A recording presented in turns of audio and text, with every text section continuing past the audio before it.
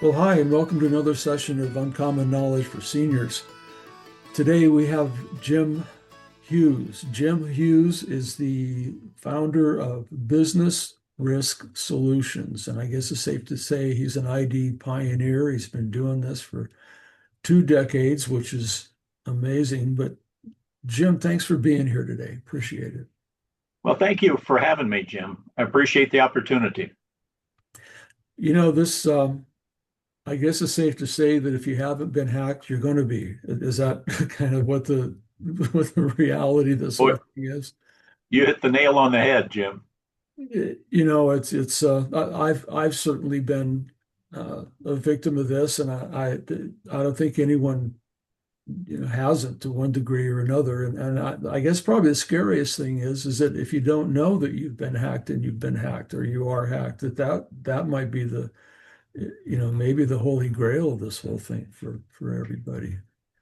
And Well, the problem with that is that if you don't know you've been hacked, the damage is unbelievable that can occur yeah, because yeah. there's code stored on your system, whether that be your phone, your iPad, or your desktop or laptop, that is waiting to attack when you go into your bank online or when you decide to do something online, and they can attack at their will, not your will.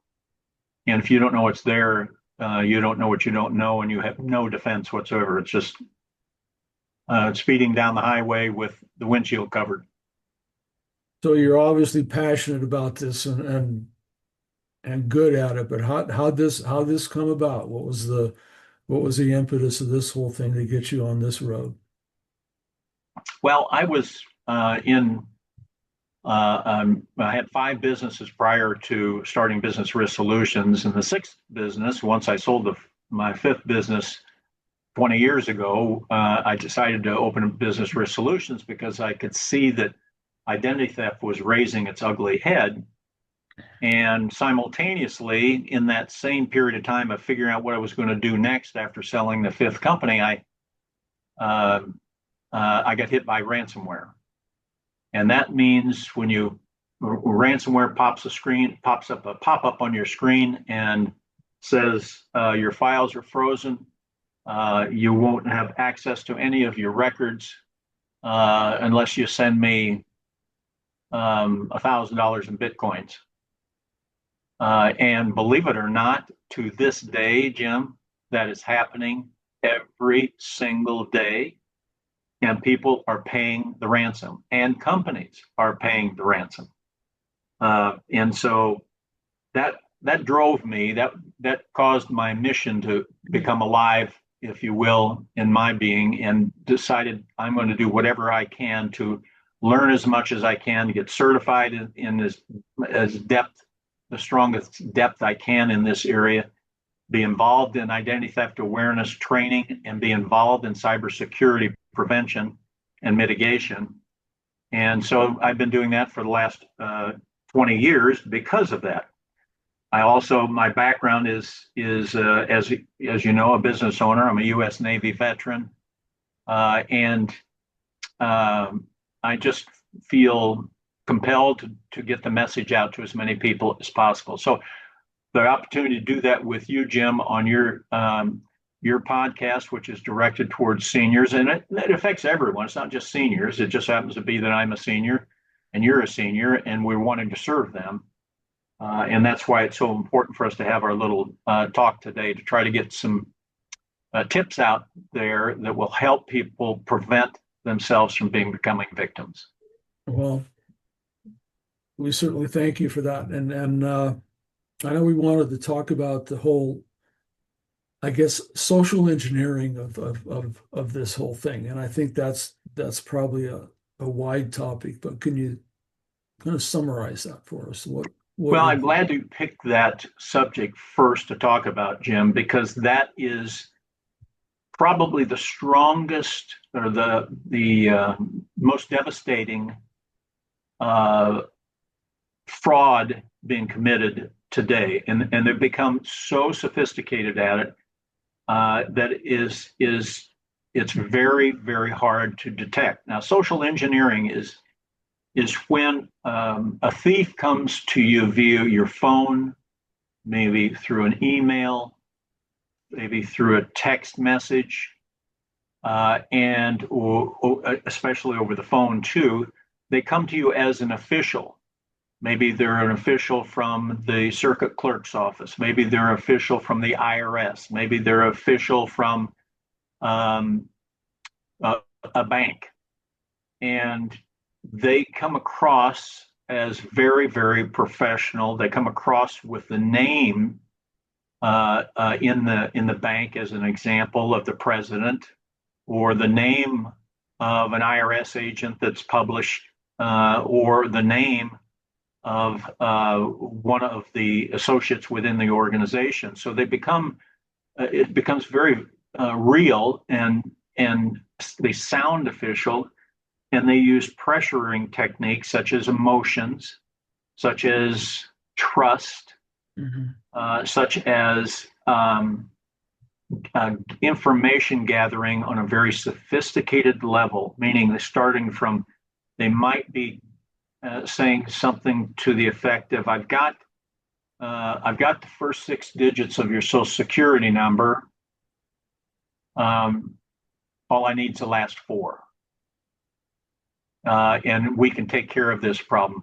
And so it goes with the seniors. We seniors we weren't raised in the digital world, so we are more trustworthy. We were raised when you could leave your front door to your house unlocked at night. We were raised when there weren't anything called a cell phone or a flip phone. We were on the phone on a telephone line. We were raised when they didn't have credit or debit cards or text messages. And as a result, the senior community is having to race to keep up with the knowledge base of understanding what goes on with a social engineering attack. And just quickly, 3 examples. A social engineering attack could come over the cell phone. A social engineering attack could come over your iPad if you've got text capability or phone capability on your iPad. It can come across in an email that looks like it's coming from your bank on your laptop that says click here because we've just found a purchase that you made of $960. We want to verify that purchase, and you look and say, I didn't purchase anything for $960. They want you to click on that link to call them. Those phone numbers in those links, both on all of those devices, or not both, but all 3 of those devices that I mentioned, are fraudulent phone numbers. So the bank doesn't call you and ask for your personal information. The IRS doesn't call you. The city clerk's office or the courts don't call you. These are all examples of current scams that I've had to deal with after the fact.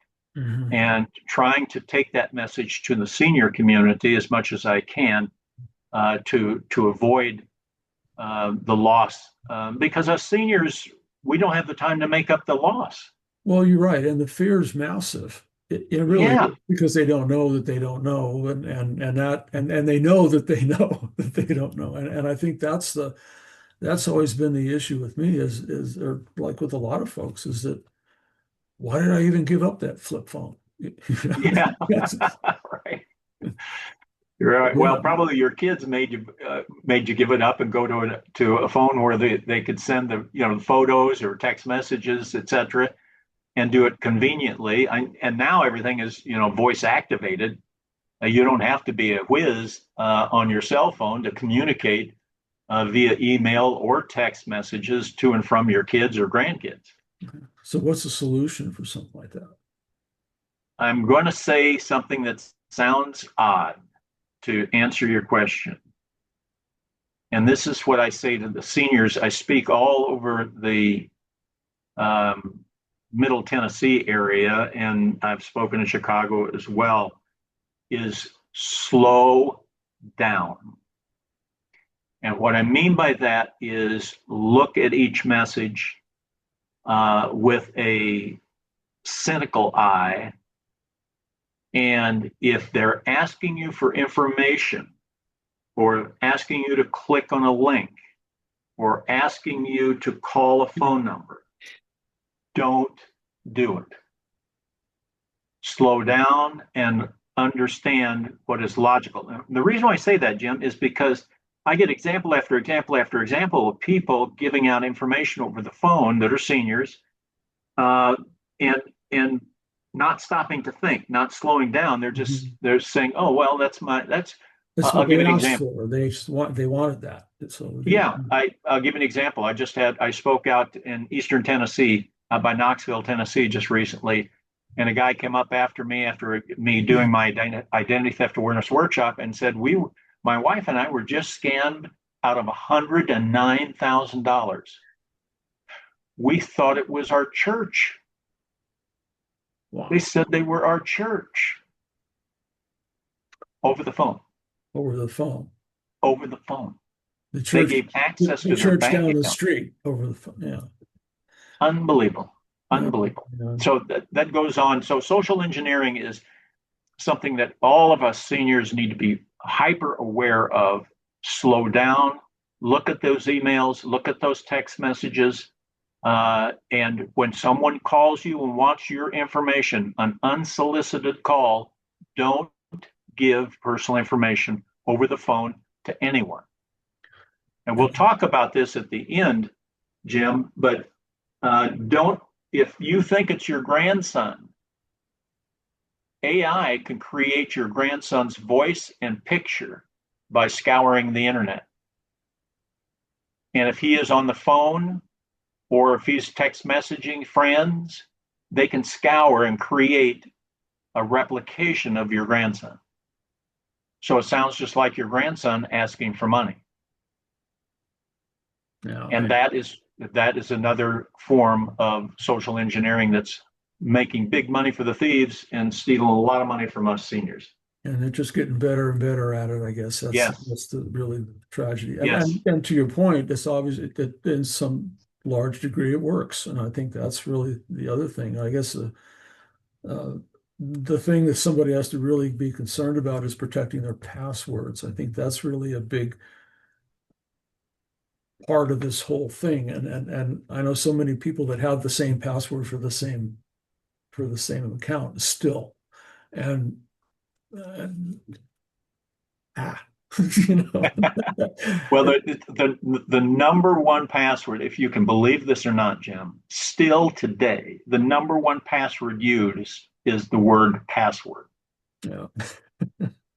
It doesn't take a rocket scientist to figure that out. And quite frankly, in the digital age that we live in, Jim, there are computer programs that will do the work for the thieves in unscrambling your password and creating a profile of you and then investigating that profile to try to find if you're using your mother's maiden name or if you're using an old address off of a credit bureau file, Dad's etc. And names.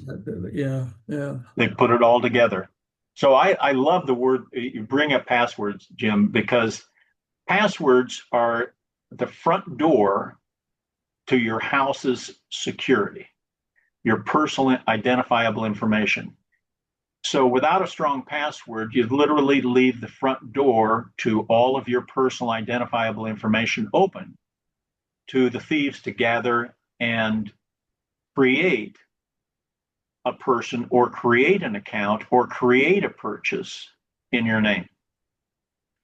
And so I do a training on creating passwords because most of the time you'll laugh at this, Jim. Most of the time when I go into a senior living facility or I'm doing a presentation to an association, senior association or an insurance association, I'll say everybody should have at least 16 characters in their password. And I get people raising their hand or sticking their nose up at me and saying, I can't remember 16 characters and I want to put down, my mother's maiden name. I can remember that, or I want to put my first dog's name in the password. No, know words in the password, but I can teach a person how to use or build a 16 character password with no words, uppercase, lowercase letters, symbols, and numbers. And if they use 16 or more characters, that cannot be broken with a computer program that is out there for 152,000 years. That's how long it takes that program to figure out your password. If you've got 16 characters or more, no words, uppercase, lowercase, symbols, numbers. Now, if you've got a 10 number, let's just scramble 10 numbers, 10 number password. I've got a computer program that can break that in 5 minutes. If you've got a password that is a mix of 8 characters and numbers, that computer program can break that password in 34 days. If you have 16 characters, no words, uppercase, lowercase, symbols, and numbers, it takes that same program 152,000 years to break that password. Wow. Big deal. Wow. Big deal. That was worth the price of admission right there. I think just to realize that, because it's always it's like, oh God, they're asking for another password. That's always that. But it's, to your point, slow down and put 16 in there, you'll be okay. Oh yeah. And I do that all the time. I do a training on that. I've got a couple of documents that I have. And incidentally, speaking of documents, I've got a couple of free gifts for your listeners, Jim. One is identity theft prevention must-have tips for seniors, and in the intent there is to give the most current identity thefts for seniors and to give the prevention and how to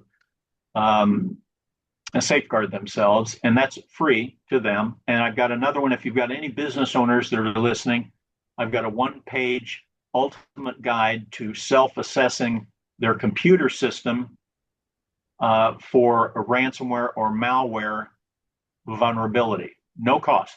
Two separate documents, free gifts for your listeners, Jim. I saw those. Thank you. We'll make sure we put that on the show notes. Would that be okay? Do that? Yeah. Oh, please do. Please do. And so we're doing okay on time, Jim? Yeah. No, we're fine. Can we cover one more subject, if you mind? I think we could. And I also wanted to ask you about your the workshop and what that looks like. Well, my identity theft awareness workshop is 50 minutes, 50 minutes, and I cover identity theft and a little bit of cybersecurity because it mixes into identity theft blends in very well. What to do and what not to do on your mobile devices, and then teach what is occurring, such as social engineering. I put a lot of emphasis there, and how to build a strong password. I do that in 50 minutes, and I have a 10 to 15 minute Q&A session. And so I've got the documents that you're putting in your show notes are somewhat of the precursor to that, a helpful tool, if you will. But I do that workshop, and I have it recorded as well. I can provide that on video format, or I can do it via the internet in person, or actually physically in person as well. I like to do them in person, Jim, because I get the reaction of the audience. It's good feedback, and you know when they're getting it, when they're not getting it. And that just gives me a good feeling of satisfaction of knowing that I'm providing a very valuable service to them. So I've got a new course coming out on how to build your password, which is short video with some workshop papers, and that's coming out as well. So anybody who wants to reach me can reach me in the show notes. If you put my my contact information there, which you have, Jim, that would be helpful. Okay. And I'd be happy to to give the free gifts that I mentioned to you earlier to all of your listeners as well. Great. Well, thank you so much. And you wanted to get into AI.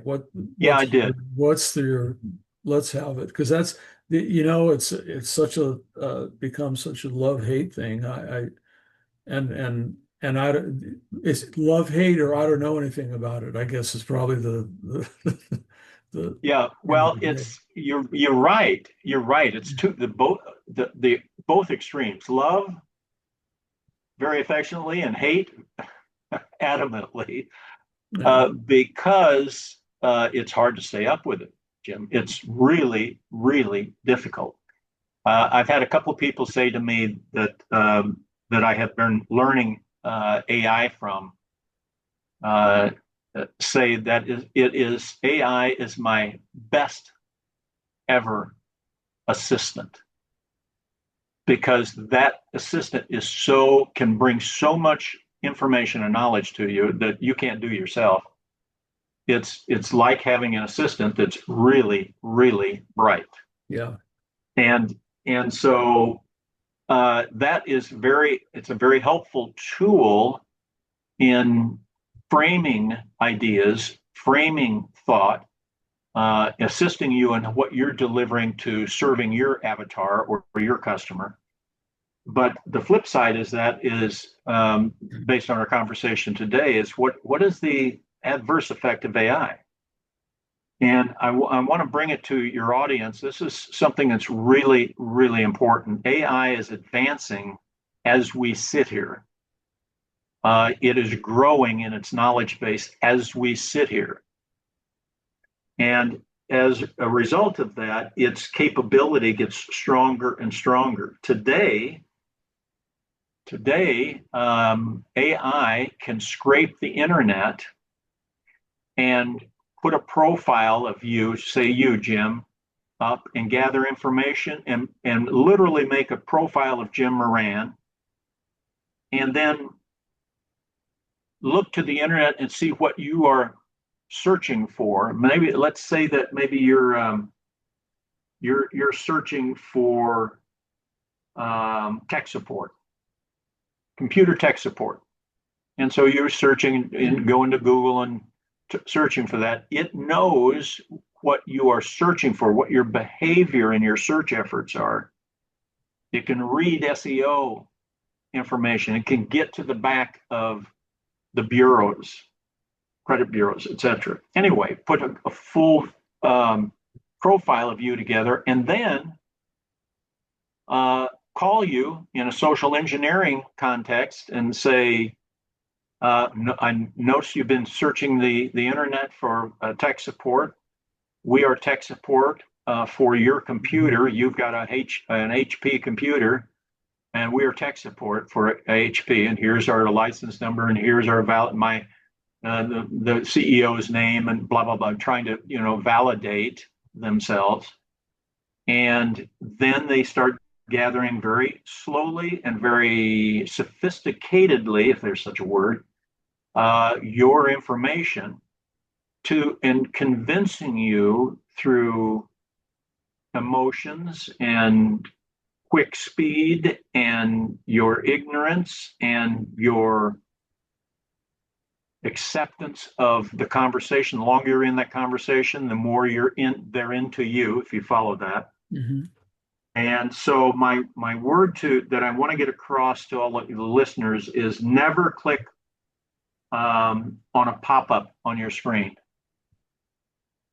because it's probably a pop-up that'll take you off, redirect you to a site, a bad site, if you will.